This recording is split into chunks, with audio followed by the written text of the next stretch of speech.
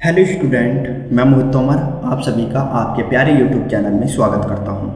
दोस्तों, आज की इस वीडियो का जो हमारा टॉपिक है वह है दूरी। तो दोस्तों, आज की इस वीडियो में मैं आपको दूरी के बारे में बताने वाला हूं कि दूरी किसे कहते हैं। दूरी की परिभाषा आप एग्जाम में किस तरीके से लिखेंगे, दूरी का मात्रक क्या है, दूरी कौन सी राशि है। तो दोस्तों, आज की इस वीडियो में मैं आपको ये सारी बातें बताने वाला हूँ, समझाने वाला हूं और लिखवाने वाला भी हूं। तो दोस्तों, वीडियो शुरू करने से पहले आप सभी से रिक्वेस्ट है, यदि आपने अभी तक हमारे प्यारे यूट्यूब चैनल को सब्सक्राइब नहीं किया है तो दोस्तों सब्सक्राइब कर दीजिए तथा उसके आगे की बेल आइकन भी प्रेस कर दीजिए, ताकि दोस्तों जब भी मैं नई वीडियो अपलोड करूं उस वीडियो की नोटिफिकेशन आपको सबसे पहले मिल सके। तो शुरू करते हैं दोस्तों आज की इस वीडियो को।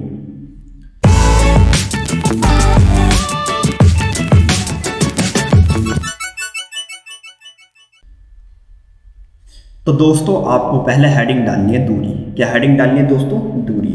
जब दोस्तों आप इस हेडिंग को डाल लें दूरी को, उसके बाद करना क्या है, आपको यह परिभाषा पढ़नी है जो मैंने यहाँ लिख रखी है। आप पहले इस परिभाषा को पढ़ लीजिए, तभी दोस्तों आपको दूरी के बारे में पता चल सकेगा कि दूरी आखिर होती क्या है, दूरी किसे कहते हैं। तो जो मैंने यहाँ एक बार परिभाषा लिखी है उसको एक परिभाषा को एक बार पढ़ लीजिए, ठीक है, तभी मैं आपको दूरी के बारे में समझाऊंगा कि दूरी होती क्या है आखिर। किसी गतिमान वस्तु द्वारा तय किए गए मार्ग की लंबाई को उस वस्तु द्वारा चली गई दूरी कहते हैं। दोस्तों, एक बार फिर से इस परिभाषा को पढ़िए। किसी गतिमान वस्तु द्वारा तय किए गए मार्ग की लंबाई को उस वस्तु द्वारा चली गई दूरी कहते हैं। तो दोस्तों, इस बात को आप एक एग्जाम्पल से, एक उदाहरण से समझिए। दोस्तों, मान लीजिए मेरे पास कोई रास्ता है, कोई मार्ग है। मान लीजिए मेरे पास ये रास्ता है।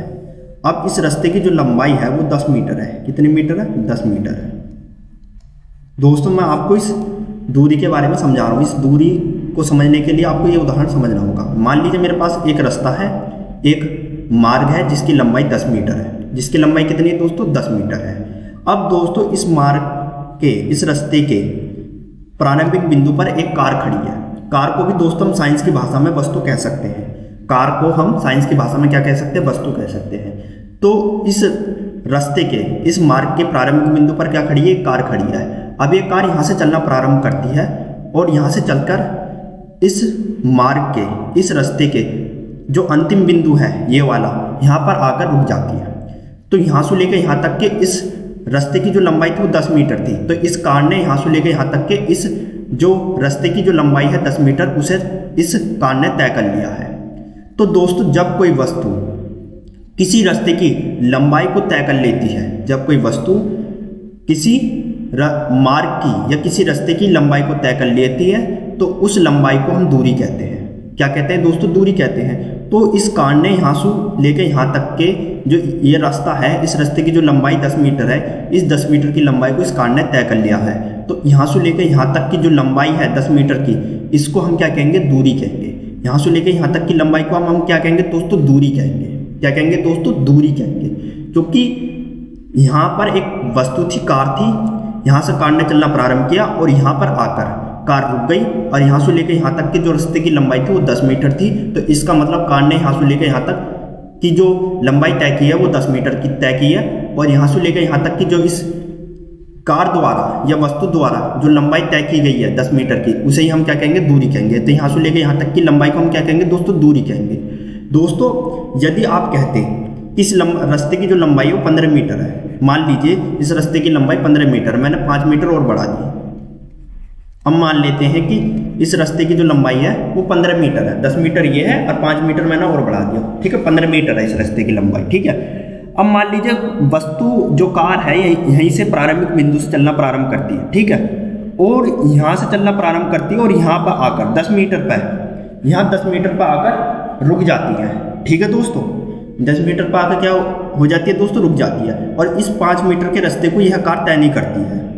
तो दोस्तों, यहाँ से लेकर यहाँ तक जो इस कार ने लंबाई तय की है 10 मीटर की, इसी को हम दूरी कहेंगे। जो ये 5 मीटर की कार ने, इस वस्तु ने जो लंबाई छोड़ दी है ना, जो बची हुई है, इसे हम दूरी नहीं कहेंगे। जो कार द्वारा जो रास्ते की लंबाई तय करेगी कार, केवल उसे ही हम दूरी कहेंगे। कार ने कितनी लंबाई तय की है? यहाँ से लेकर यहाँ तक की 10 मीटर की लंबाई तय की है। इस 5 मीटर की लंबाई को तय नहीं किया इस कार ने, तो ये 5 मीटर की लंबाई दूरी नहीं है, केवल ये 10 मीटर की जो लंबाई है इसे ही हम दूरी कहेंगे। इसे ही हम क्या कहेंगे? दूरी।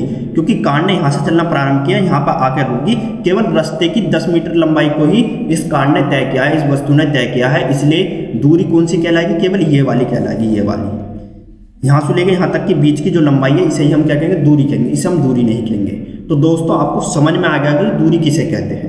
अब पूरी तरह आपको दूरी बिल्कुल क्लियर होगी दोस्तों कि दूरी होती क्या है, दूरी किसे कहते हैं।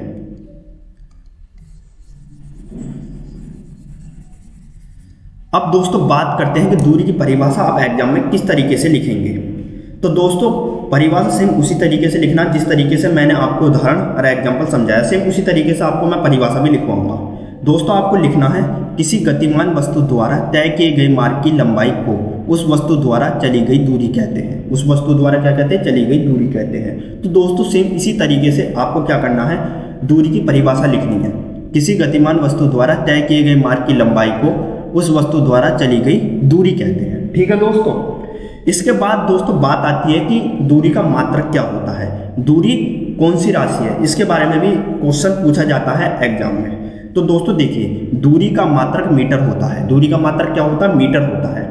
दूरी का मात्रक क्या होता है दोस्तों? मीटर होता है, क्योंकि दूरी को हम लंबाई में नापते हैं। दूरी को किस में नापते हैं? लंबाई में। तो दूरी को जब हम लंबाई में नापते हैं तो लंबाई का मात्रक क्या हो जाता है? फिर मीटर हो जाता है। तो इसलिए दूरी का मात्रक क्या हो गया? मीटर हो गया। क्या हो गया दोस्तों? मीटर हो गया। तो दूरी का मात्रक याद रहेगा मीटर, क्योंकि एक नंबर के यहाँ से क्वेश्चन पूछ लिया जाता है कि दूरी का मात्रक बताइए, तो आपको बताना मीटर। दोस्तों देखिए, दूरी की कोई दिशा नहीं होती है। दूरी की कोई दिशा नहीं होती है। यदि आप दूरी की दिशा ज्ञात करेंगे तो दूरी की आप दिशा नहीं ज्ञात कर सकते, क्योंकि दूरी की कोई दिशा होती ही नहीं है। इसलिए दोस्तों जिस राशि की कोई दिशा नहीं होती है उसे हम क्या कहते हैं दोस्तों? अदिश राशि कहते हैं। क्या कहते हैं दोस्तों? अदिश राशि कहते हैं। तो दूरी में दिशा का ज्ञान नहीं होता है, इसलिए वह एक अदिश राशि है। वह एक क्या है? अदिश राशि है। तो दोस्तों दूरी कौन सी राशि है? अदिश राशि है। तो दोस्तों आपको यहाँ पता होना चाहिए कि दूरी कौन सी राशि है। तो दूरी एक अदिश राशि है। तो यहाँ से भी एक नंबर का क्वेश्चन पूछ लिया जाता है कि दूरी बताइए कौन सी राशि है, तो आपको बताना अदिश राशि है, क्योंकि इसमें दिशा नहीं होती है। दूरी की कोई दिशा नहीं होती, इसलिए इसे अदिश राशि कहा जाता है। ठीक है। तो दोस्तों मैंने आपको दूरी की परिभाषा बता दी, दूरी क्या है ये भी बता दिया, दूरी का मात्रक क्या ये बता दिया, दूरी कौन सी राशि है ये बता दिया। तो मैंने दोस्तों दूरी के जो भी कॉन्सेप्ट था, जो भी डिटेल्स थी, वो सारी की सारी मैंने आपको बता दी है। यदि दोस्तों आपको मेरी ये वीडियो पसंद आई है तो लाइक सब्सक्राइब शेयर जरूर कीजिए। दोस्तों आपका हमारी वीडियो देखने का बहुत बहुत धन्यवाद है।